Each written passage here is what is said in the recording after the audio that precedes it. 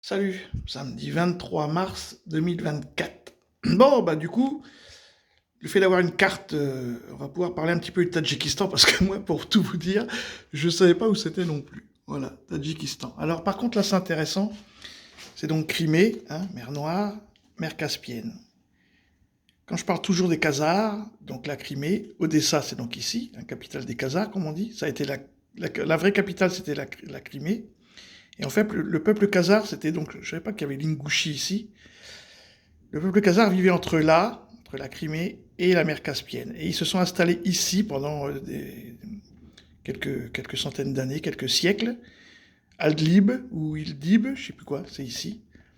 Mais ils avaient leur vie était sur cette partie-là. C'est là, l'Empire khazar, c'était ça. Donc là, c'est la Turquie.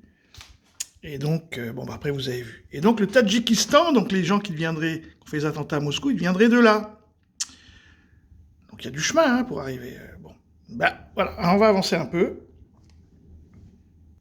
Bon, et vu que de toutes les façons, nous, l'Occident, on va parler que du Tadjikistan, puisque maintenant c'est clair que l'Occident a dit, mais vous avez vu hein, dans les vidéos que je vous ai mis, dès le départ, hein, c'était l'ancien ambassadeur français en Russie qui a dit c'est pas l'Ukraine. Donc dès le départ, l'Occident a dit c'est pas l'Ukraine. Donc après, il faut trouver quelqu'un.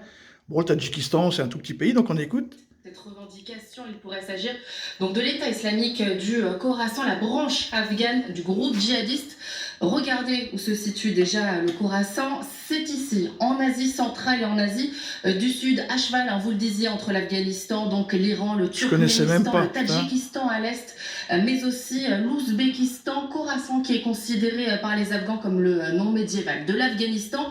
Cette branche qui est donc aussi appelée l'EIK, elle est née en 2014, au lendemain de la proclamation d'un califat en Syrie et en Irak par le groupe État islamique. Elle regroupe les talibans pakistanais, mais aussi d'anciens militants afghans qui avaient été déçus par le mouvement et qui ont donc quitté depuis l'Iran. Elle a cherché à s'implanter en fait localement et elle va conquérir effectivement plusieurs provinces afghanes avant d'être délogés par l'armée américaine, par les Afghans. Mais cette absence de territoire, eh bien, ça ne va pas les empêcher de mener des centaines d'attaques, 216 par exemple, rien que dans la région pour les 8 premiers mois de 2021. Et selon l'ONU, vous le voyez, on estime leur nombre entre 1500 et 2200 combattants dans le pays.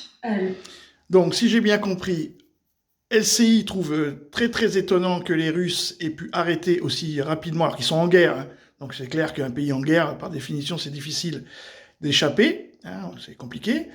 Mais par contre, donc l'attentat a eu lieu donc cette nuit, et ce matin, LCI, ils ont un dossier complet sur le Khorasan, enfin ou le Khorasan, je sais pas comment on l'appelle. On sait tout, on sait que l'ONU estime le nombre de combattants. Là, ça c'est carré, ça c'est impeccable. Nous on sait tout. Mais par contre, les Russes, c'est bizarre qu'ils aient pu arrêter aussi facilement les terroristes. Étonnant, hein? On est vraiment très forts, nous, les Occidentaux. Ça fait vraiment penser au 11 septembre, cette histoire de... On a déjà tout bouclé avant même d'avoir connu... Parce que hier soir, on a dit que c'était pas l'Ukraine, donc on a monté un dossier. Et ce matin, on trouve que c'est pas mal le Tadjikistan, personne ne savait qui c'était. Et voilà, tout le monde va dire, ah oui, c'est le Tadjik, c'est... Voilà. Mais tout ça, c'est trop conçu d'avance aussi. Là, je fais mon complotiste. Salut!